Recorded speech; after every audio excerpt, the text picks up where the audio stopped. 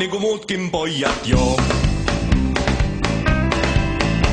Niin pieneltä tuntui paikasta tosta, kun me kerran avannosta nousemme kanssa kaverini pentin. Sillä oli 2, mulla oli sentin kompleksin.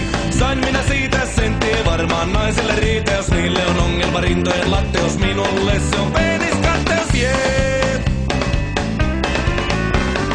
Ossikin kirjoitti 8 ällää, sillä on pemari ja raha millä mällää. Uusinta muotia nahkatakki, sillä varmaan olen nakki. Taunolla tasan on latvassa kaikki, sillä on nainen se nakkari maikki. Vihreänä huudan, itken ja inisen tahdon nousuuni, olkoon sinisen jee. Miks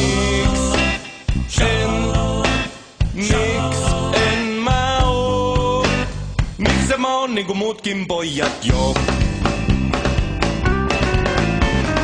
Postissa tilasin kommervenkin, venytysvehken ja painonnostopenkin, pilleripurkin ja poron sarven. Näillä mä poistan sielusta arven. Kaiken tein mitä käski se ohje, reisi se revätti ja paukasti pohjepaikat. Ne levisivät länteen ja ittään housussa vaineen. Tapahtunut pitää jee!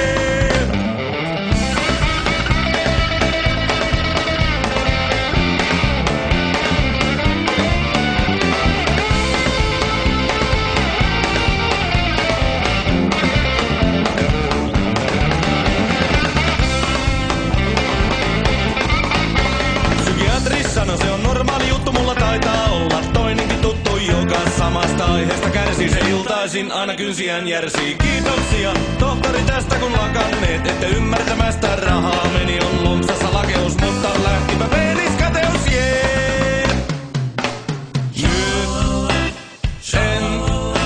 Nyt en mä oo, nyt en mä ole enää kade, joo.